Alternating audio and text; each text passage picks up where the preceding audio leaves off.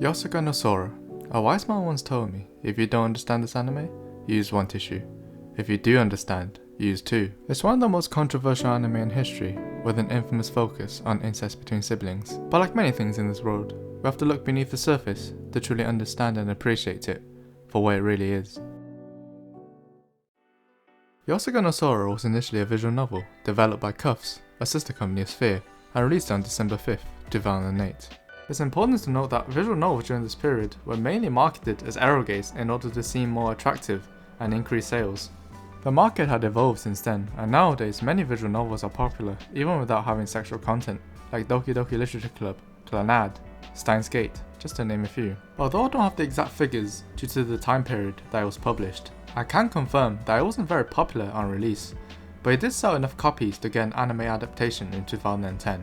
The anime adaptation helped to raise the profile of the game, and since then Yosuga no Sora has developed a cult following and is considered a classic by many who play the visual novel genre. However, if it is considered a classic, why does it have so many bad reviews? And why did it become so infamous? In this video, I hope to answer those questions and provide a detailed analysis on the topic.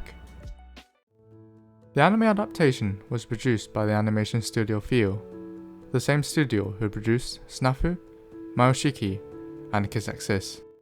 Our story begins on a train, with the siblings Haruka and Sora, Kasugano. Haruka deceives the caring brother, offering his sister some snacks to eat. Sora, however, seems to act rather cold towards the brother, snatching the chocolate out of his hand. Haruka then mentions something about school, but is stopped as the train exits the tunnel, revealing the beautiful scenery outside and the start of a new chapter in their lives. The two made their way towards a local supermarket, where Haru picked up a bike and took Sora to the school that they will be attending.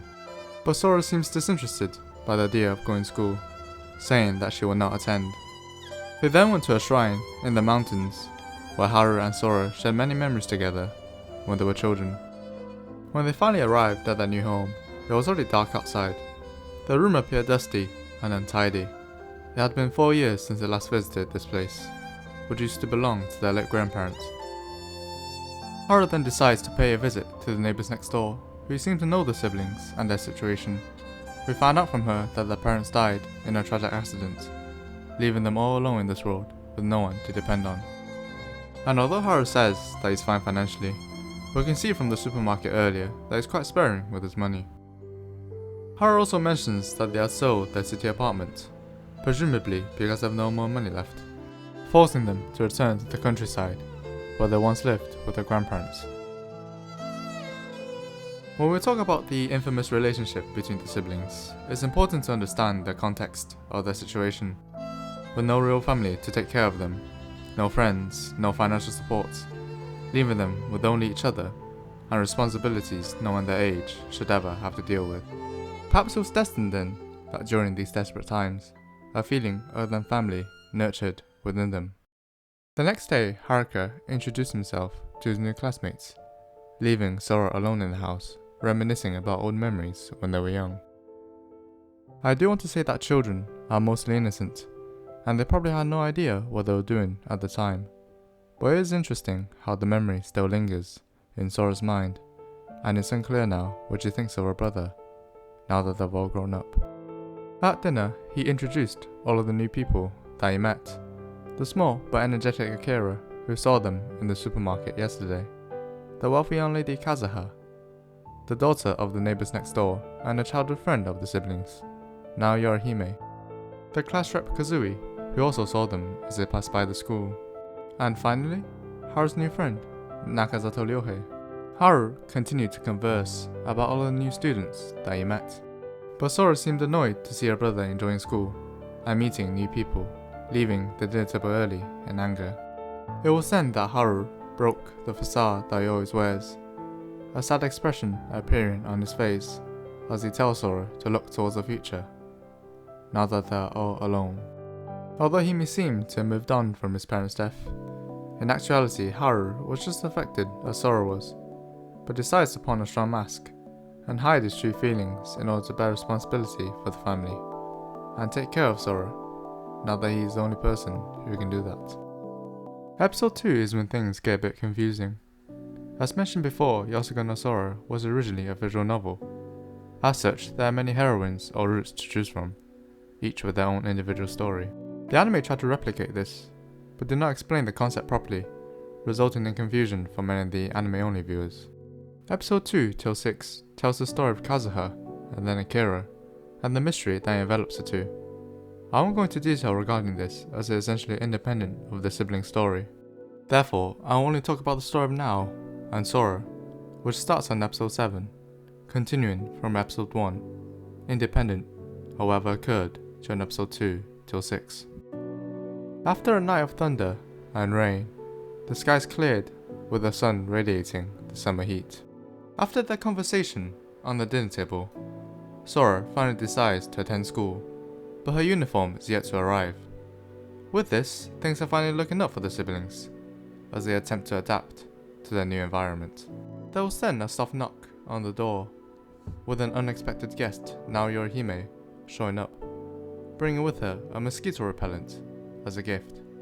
The two briefly exchanged before Nao left, but Sora seemed rather wary of her reasons unknown. At school, Ryohei seemed to have noticed the interest that Haru has in Nao, constantly teasing and joking around with him. But it was that one joke that reminded Haru of a distant memory, where Nao was suffering her father's adultery and the collapse of her family, before taking her frustration out on Haru in the form of sexual assault.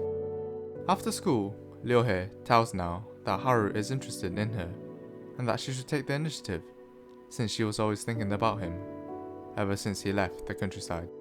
However, Nao firmly believes that Haru now hates her, after what she had done to him, and keeps her distance around him whenever possible. Around dusk, Haru encountered Nao by coincidence, and invited her to his house, where she helped to sew the buttons on Sora's new uniform, and sank in deep nostalgia with Haru, about all of the memories they shared together, in times of happier circumstances. Their feelings for each other became more obvious the more they talked, their eyes staring into each other before leaning forward. They were suddenly interrupted by Sora, who seemed unwelcoming to Nao's presence, especially after she found out Nao was sewing her school uniform. Later in the night, she took off all of the buttons that Nao helped to put on, and re-sewed them back on herself. After Ryohei found out that Haru cannot swim, he set him up with a supposed swimming lesson with him. But when Haru arrived at the swimming pool, he found no traces of Ryohei. Instead, he found a lone Nao Yorihime, who had also been set up by a friend. They spent the day together, with Nao teaching Haru how to swim, and shared an intimate moment with each other, as they hid from the janitor. It was at this moment where Nao shared more of what happened back then, her unfortunate family situation, and what caused her to assault Haru, before apologizing to him, as well as revealing her own feelings. However, Haru said he had long forgiven Nao for what she did, and wishes to start a new relationship with her. Still, there's a certain feeling that I have, that things will not always go so well. We're going to pause for a moment and talk about Nao in the visual novel. Due to budget and time restrictions, not everything is included in the anime, including some of the character development.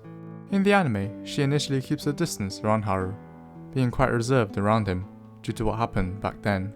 In the visual novel, however, she has an older sister, sole personality, and is very kind towards Haru. When he first moved into their grandparents' home, she helped Haru with everyday tasks that he's not familiar with, and often cooked dinner for the siblings. She did not keep her distance around Haru or Sora, and hugged Haru immediately after meeting him for the first time in years. Initially, Sora still reacted negatively towards her, but she did not mind, and still treated Sora with the same kindness and energy. Although somewhat rushed, the anime still did a good job of showing her character development after she started dating Haru.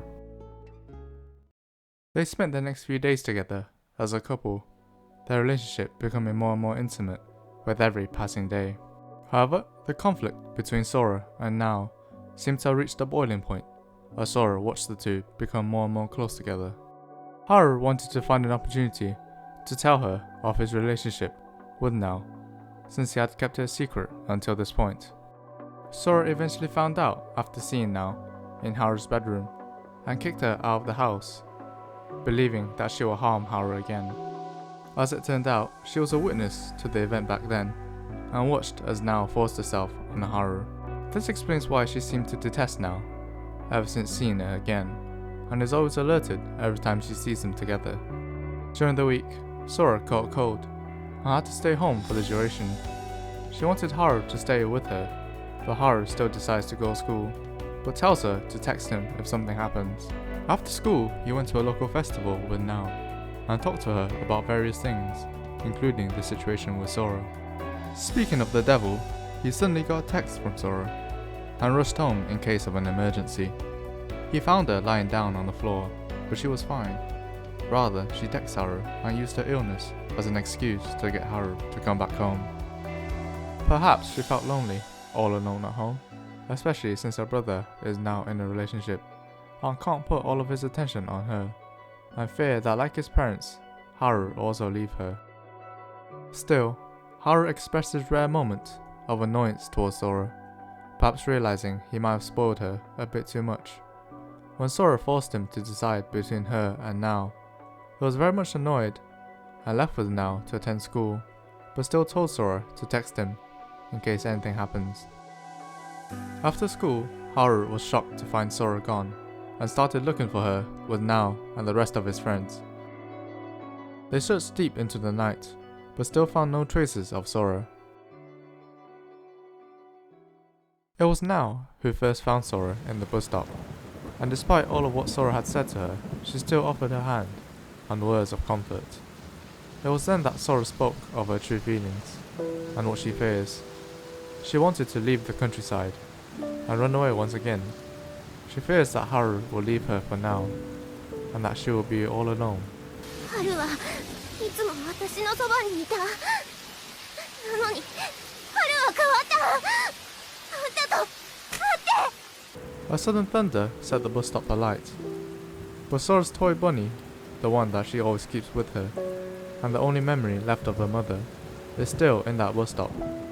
After hearing this, Now stirred herself and rushed into the flames before retrieving the toy safely in a feat of bravery. 一人になるのが怖かった。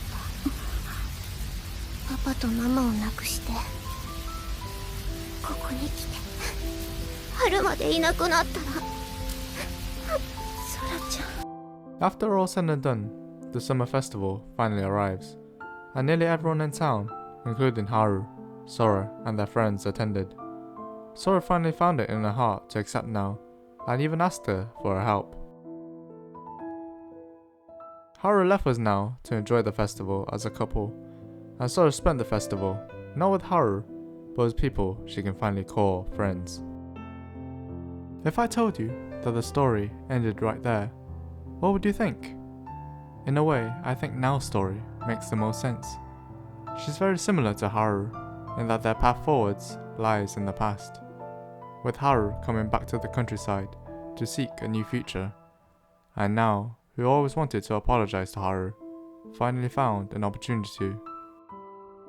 They found what they wanted in each other, and established a new relationship, rekindling an old flame. Not only that, but Sora also found people she can finally call friends, though after quite the struggle. Still, there are many unanswered questions remaining. Like, is Sora's dependence on Haru a bit too much? Is it normal for siblings to be that close with each other? And does Sora truly only see Haru as her brother? There are hints in the anime, as well as in the game, that tells us it's probably not that simple.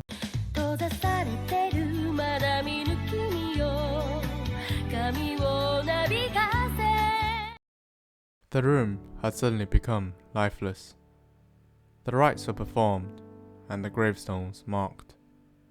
The room was just as it was before, but had suddenly become a very lonely place.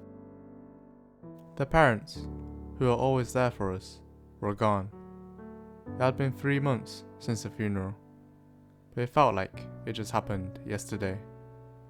Mum and Dad flew around the world for about half a year, buying furniture for their business, leaving the house empty.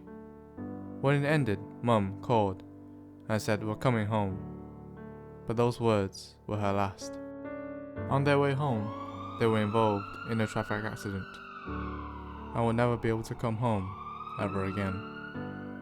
Sora and I were suddenly caught in the harsh reality that came crashing down on our heads. We were shocked, and our relatives, as well as the employees of our parents' store, helped us to arrange the funeral. We rushed through the preparation and arrangements without the time to even wipe our tears or even mourn. I thought about taking over the family business, but for a high schooler like me, with no experience or knowledge, it wasn't feasible, so I decided to close down the store. Our lives suddenly become uncertain. Both Sora and I were students, so naturally we don't have jobs, which means we can't keep living in this apartment.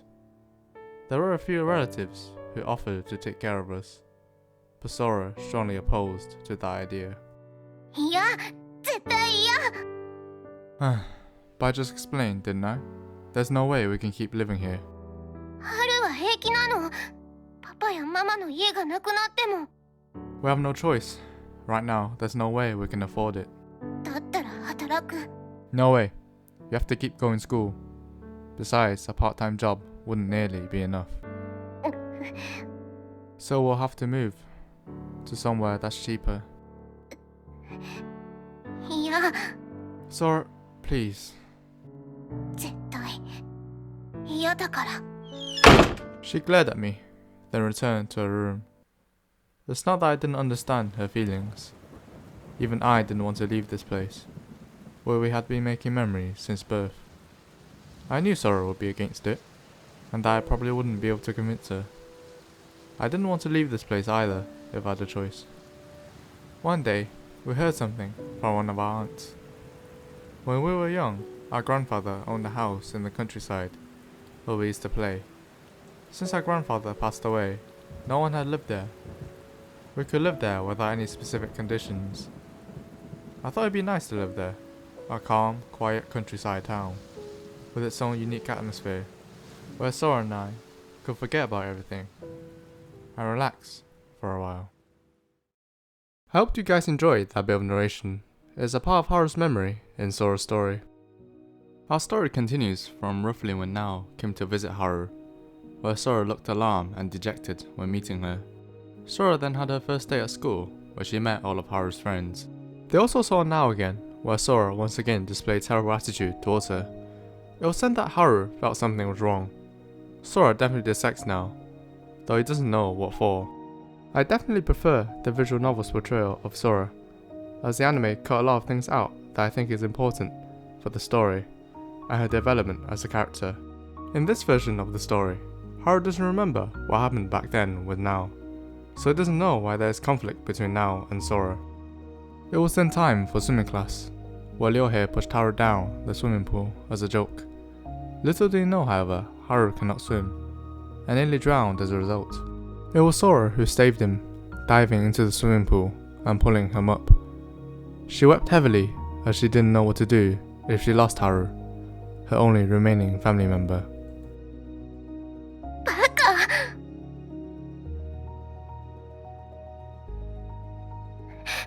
春に何かあったら、私。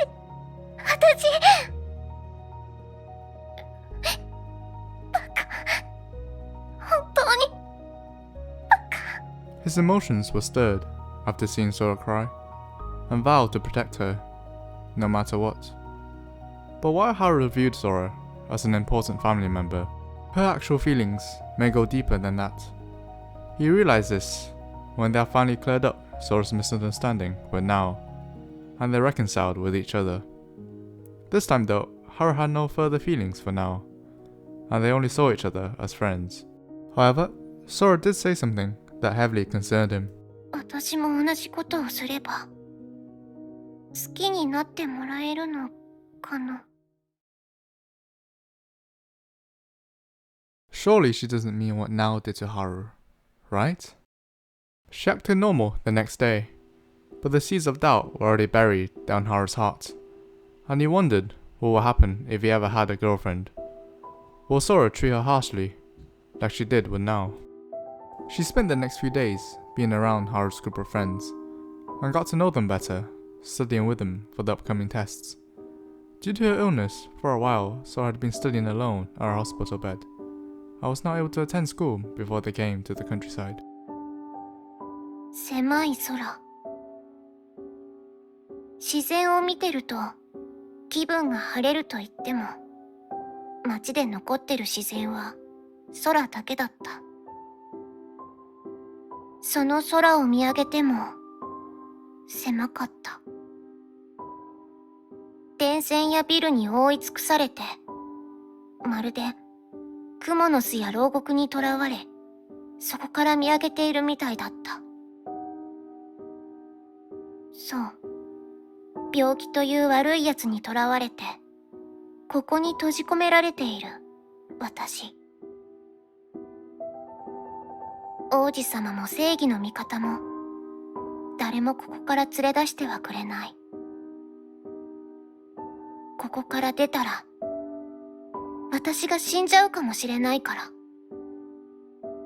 でも、出られない私に代わって、会いに来てくれた。春。仕事で飛び回っていたパパとママの分も足すかのように、私に会いに来てくれていた。毎日、面会時間のたびにおやつを一緒に食べて、外で会ったことをいろいろ聞かせてくれた。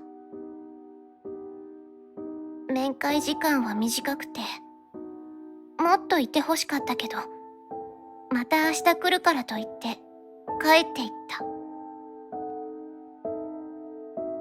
そして約束通り次の日も来てくれた。そして月日が過ぎて、それでも私はここから出ることができなかった。The summer festival has once again arrived, with Haru being alongside Sora, holding her hand as she enjoyed the festival with her newfound friends. はるくんとソラちゃん手つないでる。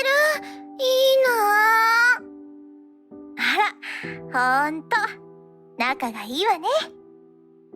After the festival had ended, the siblings went back to the city to visit their parents' grave.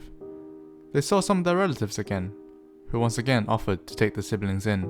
And just like last time, Sora rejected every offer they made. She didn't even give any reason. She repeated no over and over again, not listening to any of their words. いや。でもね、ソラちゃん、あなたたち2人ではまだまだ大変でしょ？こっちだったら親戚も多いし、何かあったらすぐに駆けつけられるわ。いや。ソラちゃん、ハルちゃんを困らせちゃいけないわ。Perhaps it was Sora being stubborn, or Haru himself being selfish, but he didn't want to accept their relatives' offers, even if it is for their own good. He just wanted Sora to be happy, who had just recently gotten used to the countryside. He doesn't want to drag her somewhere else again. After that torturous day, Haru lay down in bed straight away, hoping to forget everything and fall asleep. However, he couldn't sleep no matter how hard he tried, and Sora seemed to have experienced the same thing, knocking on his door. She asked if she could sleep together with Haru, which he agreed. As they lie down in bed, Haru could feel his consciousness drifting away, but before he could rest, something soft touched his lips.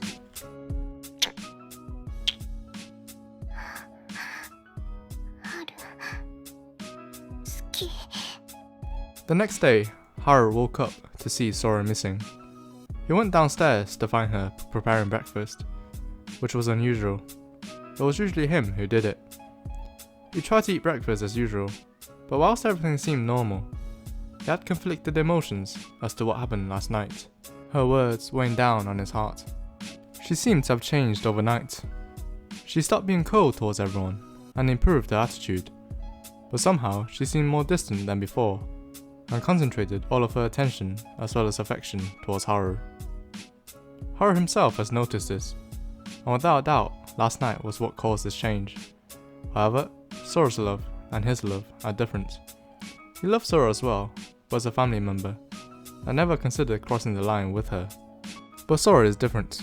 Without a doubt, she sees him as someone other than family, and that's probably not something that just happened yesterday. This realization caused Haru to slowly distance himself from Sora. Every time he interacted with her, he thought back to the words from that night. 春好き Their conversations dwindled, talking less and less with each other, to the point where others noticed this strange development. It's almost as if their roles were reversed, where Haru acted like Sora when they had first moved into the countryside, and Sora now acted like him. That night, when he was about to use the toilet, he heard Sora's voice. He peered into her room to see her doing her nightly endeavours, but she was whispering his name. The day after was awful for Haru. He was constantly thinking about Sora, how to answer her feelings, and how to protect her without hurting her. He thought back to his relative's words. Perhaps it is better for them to be separate, even if it is cruel to Sora. But she saw straight through him and what he was thinking. In these past few days, she acted differently to prove to Haru that she could change, so that she wouldn't be apart from him. In that moment, Haru threw away his doubts. All he knew was that he wanted to protect Sora. He wanted to stay with Sora, and that he loved Sora. This determination did not last long, however, as one day they were caught in the act by their friends. He realized no matter how much he loved Sora, they'll never be accepted by society. He witnessed the shocked expressions of his friends. Fear, guilt, regret, and loss built up within him as he fell into despair. Perhaps he never should have answered her feelings. No matter how much they loved each other, no matter how much they communicated their feelings, that's the one thing he never should have done. Because they have siblings. Because they share the same blood. He thought nothing mattered, as long as he was happy with her. But after seeing his classmates' faces, he realized he needed to protect Sora. And to do that, he needed to end their relationship. God knows what will happen to them if rumors begins to spread within the town. However, Sora doesn't care what other people will think. As long as she is happy with Haru, nothing else mattered. But Haru doesn't share her optimism. He knew what would happen if they went down that road. They will end up running forever, from one town to another, from one country to the next. He doesn't want her to live like that. He went to school with a heavy heart, and came back home to find Sora missing, leaving a message behind. He notified his friends, and they began searching through the night. He'd found Sora in a lake, her body half submerged underwater. He realized what her intentions were, and rushed towards her. She ran away from him, but they both end up sinking down into the lake. 僕死ぬのかな。ごめん、空。助けてやれなくて。でも、これでよかったのかもしれない。 After recovering from nearly being drowned, Haru made a firm resolution. He would tell everyone about his relationship with Sora. Whilst they seemed shocked and dejected at first when they found out about the siblings' relationship, they all helped out during the search for Sora. The next day though, we saw no traces of the siblings. Instead, they were once again on a train, where everything started.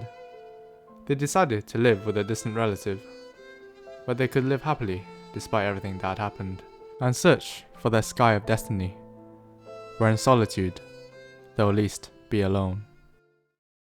So, is Yosuga no Sora a taboo or a masterpiece? Going back to what I said in the beginning, you either resonate with this anime, or you don't. But hopefully, after this video, you appreciate this anime a bit more, as a tragic story about forbidden love between siblings, rather than something you watch with your pants down. Even with a story as obscure as this one, there is an important takeaway. No matter who we are, certain expectations are placed onto us, and sometimes that could weigh us down negatively. Whether that's school, work, appearance, or something else. But at the end of the day, our happiness and feelings are our own, and no one can take that away from you. Though I don't encourage things that are legally and morally questioning, everyone has a right to pursue happiness and dreams, whether it is right or wrong. If you enjoyed the video, please consider liking and subscribing.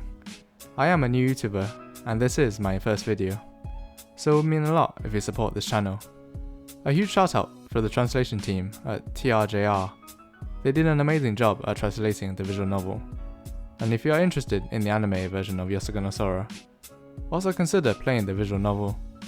It contains a lot more content and is certainly more immersive than the anime. I have another video planned about another classic anime that is also a visual novel, so stay tuned, but that is all for today. I am Autumn, and I'll see you in the next video.